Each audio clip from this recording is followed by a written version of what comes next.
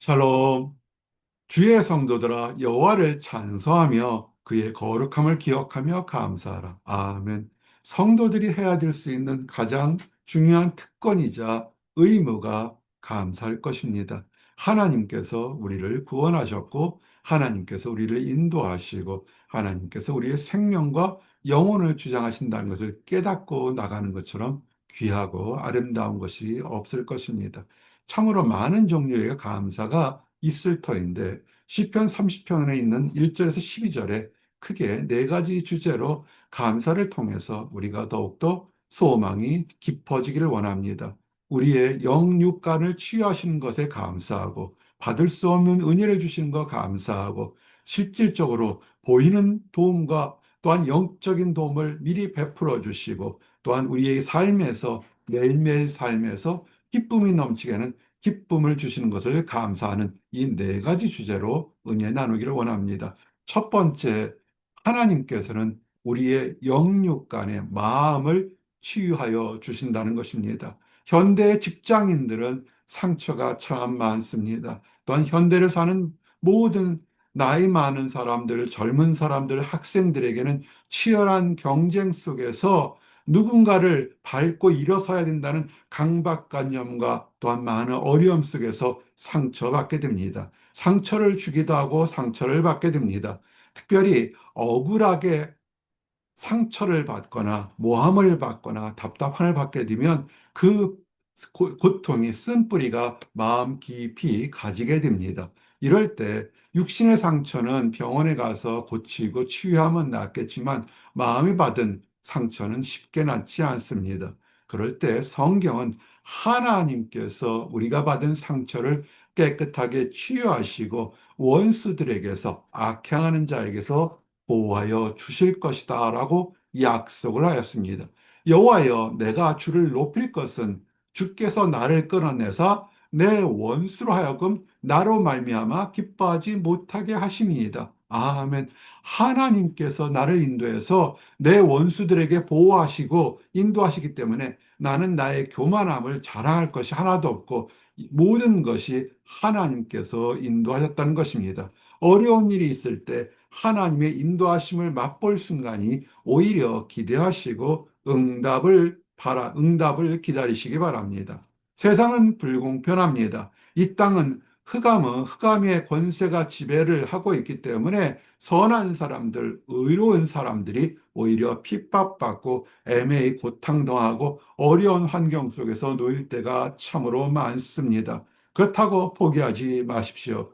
우리가 해야 될 것은 하나님께 부르짖는 것입니다. 억울함을 토하고 또한 우리가 바라는 소망을 하나님께 주여 나를 돌아보아 주시옵소서. 내가 다 죽게 되었나이다. 내가 억울하나이다. 내가 죽게 피하나이다 부르짖을 때 하나님은 약속하신 것이 뭐냐면 들으시고 우리의 억울함을 바르게 하시고 약함을 고쳐주시겠다고 약속하신 것입니다. 이것이 위로가 됩니다.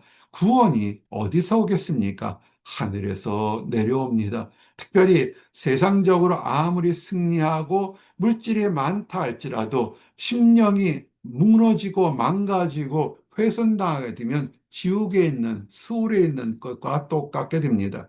아무리 거룩한 척하여도 심령의 입술에 거짓이 있다 보면 그 심중은 지옥에 내려가는 것처럼 어려움을 또한 겪게 되는 것입니다. 어떻게 해야 될까요?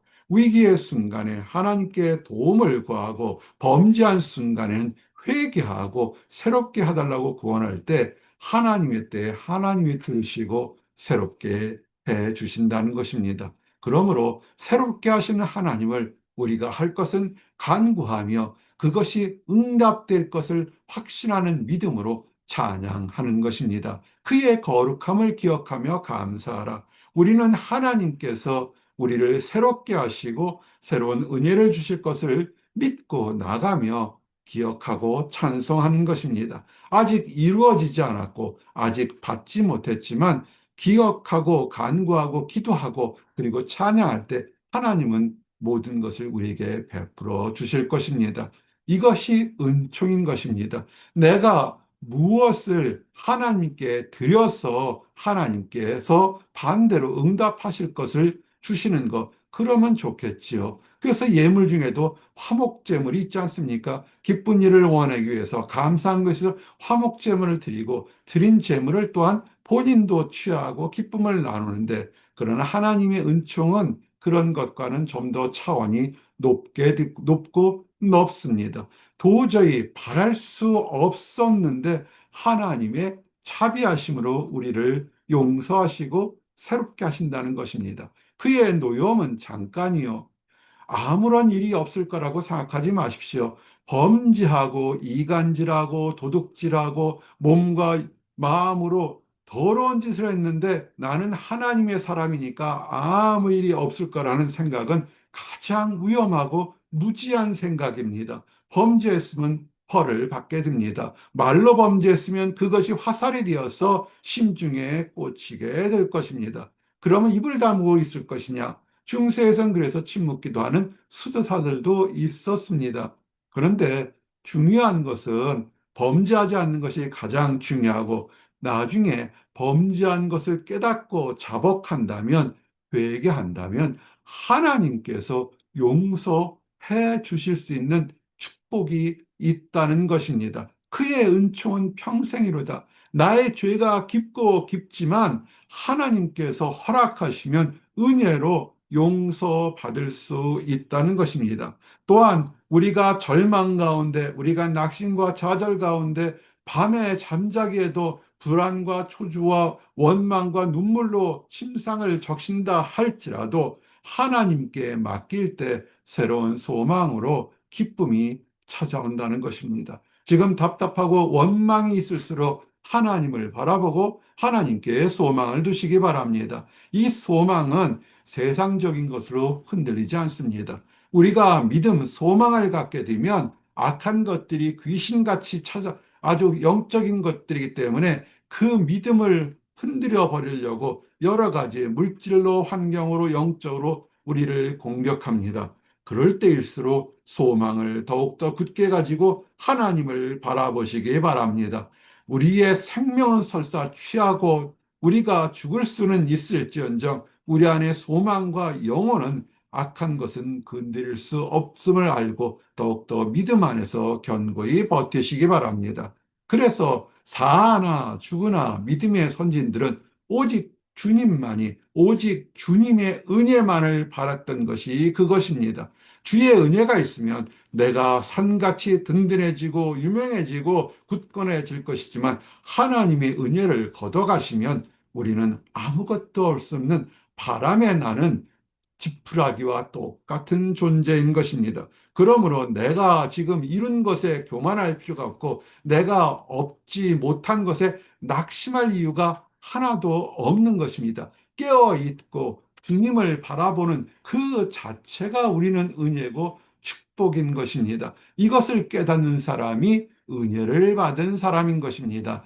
은혜 받는다는 것은 세상의 지식과 지혜가 높은 것이 아니라 나는 부족하지만 하나님이 함께 계시니 나는 더 이상 바랄 것이 없다고 믿고 고백하는 것. 지금 가난하고 지금 병들고 지금 무시당한다 할지라도 주님만이 있어서, 주님이 그래도 계셔서 나는 살 소망이 있어요라고 고백하는 그것이 하나님이 주는 은총이요 새로운 힘인 것입니다. 이것은 그저 감정적인 것으로만 생각하시면 안 됩니다.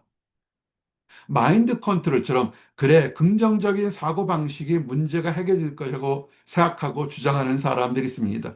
그것은 철학적인 것이고 세상적이 주관한 것이지만 우리의 하나님의 도움은 실질적이고 객관적이고 우리가 체험할 수 있는 것입니다. 내가 주께 부르짖을 때 신비한 방법으로 직접적으로 간접적으로 하나님은 환경을 통해서, 사람을 통해서 우리를 도와주시는 것입니다. 특별히 하나님의 일을 하겠다고 할 때 더 큰 것을 주십니다. 지난번에도 말씀을 증거했는데 전투를 준비하는 사람과 전쟁을 준비하는 사람이 어느 사람이 더 큰 것을 받겠습니까? 작은 전투를 준비할 때 준비하는 무기는 한정적이지만 전쟁을 이기 위해서는 천문학적인 엄청나게 많은 무기들을 준비해야 될 것입니다.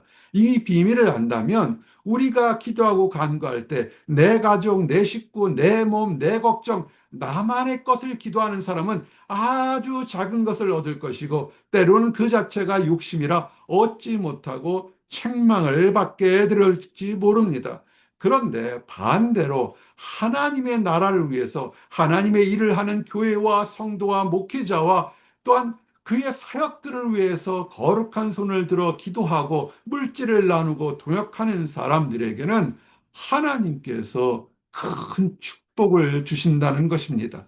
아무것도 없이 있다가 그저 죽어서 사라지면 무엇이 있겠습니까? 우리가 하나님께 주여 하나님의 나라를 확장하는데 이러이러한 것들이 필요합니다. 지혜가 필요합니다. 믿음이 필요합니다. 건강이 필요합니다. 사람이 필요합니다 할 때 하나님께서 그 도움을 주실 겁니다. 내가 의로우니까, 내가 배고프니까, 내가 뭐 하니까 나만을 위한 것이 아니라 하나님 나라를 구할 때 하나님은 전쟁에서 승리할 막대한 것을 제공하는 것입니다. 그래서 믿음의 선진들이 무엇으로 기도했습니까? 내 자신의 필요가 아니라 여호와는 나의 힘과 방패시니 내 마음이 그를 의지하여 도움을 얻었도다. 아멘. 방패가 뭡니까? 전쟁에 싸워서 나갈 때 나를 지켜줄 것이니까 나는 지금 하나님을 믿고 나가니 부족하든 강하든 나는 두려워하지 않고 하나님을 믿고 나갈 때 기쁨과 소망이 있다는 것을 증거한 것입니다. 우리가 이렇게 사셔야 됩니다. 작은 것을 보지 마시고 큰 것을 보시고 더욱더 하나님께 담대할 때 그럴 때 슬픔이 변하는 것입니다. 이 말씀을 오해하지 마십시오. 주께서 나의 슬픔이 변하여 내게 춤이 되게 하시며 아멘. 이 말씀 참으로 좋아합니다. 내 억울한 것을 고쳐주시고 들어주실 거라고 할 수 있습니다. 그러나 안 들어주실 경우가 더 많습니다. 왜냐하면 개인적인 이기적인 욕심으로 기도한다면 이것은 하나님이 듣지 않으십니다. 오히려 사도 바울을 보십시오. 애매히 고난당하고 매를 맞고 파옥되고 바다에 빠지고 죽기 일보 직전 당하고 무고하고 병든 자를 고쳤지만 돌아온 것은 책망이었습니다. 그런데 그가 주께 뭐라고 기도했습니까? 내가 죽는 것은 두렵지 않지만 하나님 나라가 확장되기를 원합니다 할 때 그 사도 바울의 한 사람의 고백이 이방인들에게 엄청난 축복과 복음과 기쁜 소식을 전한 것을 기억하시기 바랍니다. 나의 베옷을 벗기고 기쁨으로 띠띠우셨던 따위는 이것은 하나님께서 작은 것을 바라는 것이 아니라 하나님 나라를 위해서 내가 슬플 수 있고 내가 무시당할 수 있고 내가 조롱받을 수 있지만 묵묵히 나갈 때 나중에 뒤돌아보니 하나님께서 그 모든 것을 축복으로 변화시켰다는 것입니다. 이 말씀을 개인적으로 축소시키지 마십시오. 축소시키기에 응답이 없는 것입니다. 그리고 새 옷을 입는다는 것을 기억하십시오. 무릇 시온에서 슬퍼하는 자에게 화관을 주며 그 죄를 대신하며 이 문자적으로 해석하게 되면 내가 슬퍼서 억울한 당해서 우는 사람이 하나님이 위로하실 것이다 라고 해석할 수 있습니다. 그 말도 일리는 있습니다.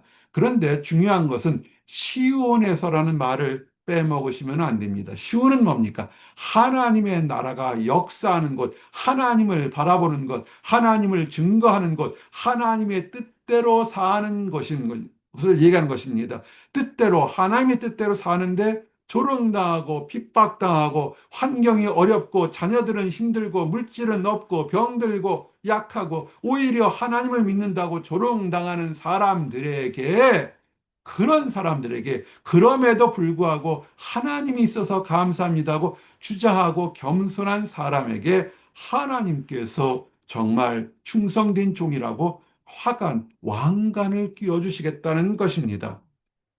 그러므로 우리의 믿음의 그릇이 달라지시기를 원합니다.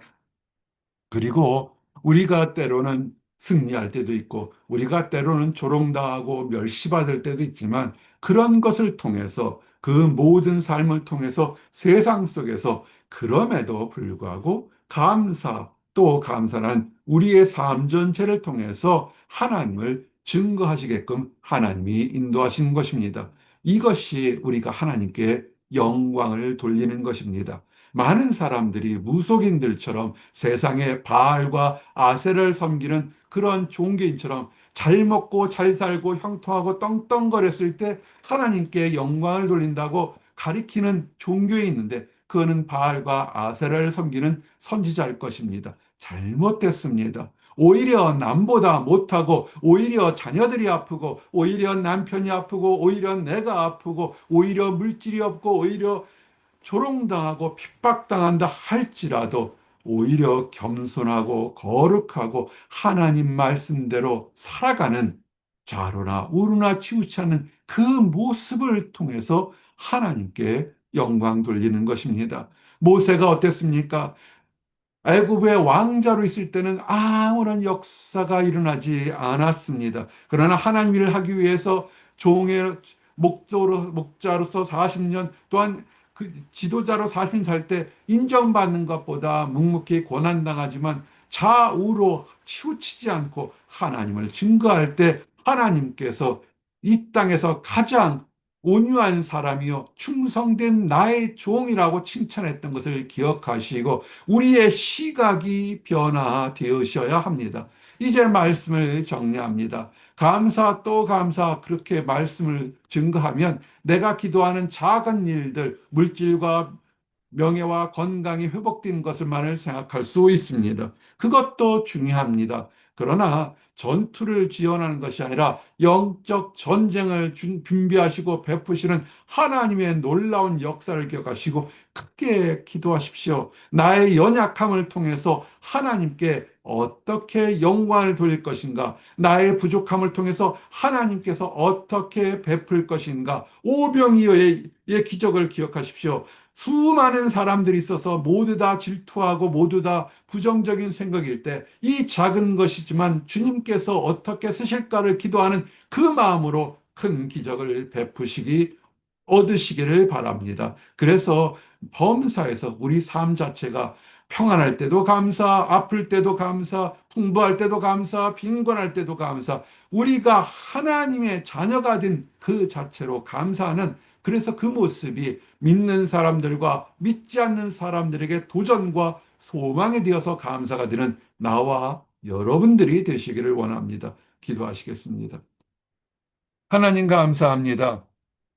우리가 연약함 가운데서도, 우리가 무지하고 답답한 가운데서도 전폭적으로 하나님의 은혜를 주시고 새롭게 하시고 귀를 주시고 복음으로 인도하여 주심을 인하여 감사합니다. 믿음의 선진들을 통해서 우리의 연약함이 고쳐주시게 하시고 우리의 기쁨을 회복하게 하시고 우리의 영혼이 소성케 하시고 우리의 믿음이 천국에 대한 소망을 갖게 하심을 인하여 감사합니다. 우리의 삶 전체가 어떠한 환경 속에서도 평안할 때에도 슬플 때에도 낙심할 때에도 병약될 때에도 우리 삶 자체가 감사와 찬양을 드려 하나님께 영광을 드리며 이 모습을 통해서 믿지 않는 많은 사람들에게 도전과 소망을 주어 함께 천국의 대열에 가도록 인도하여 주시옵소서. 늘 감사드립니다. 예수 그리스도 이름 받들어 기도드렸습니다. 아멘.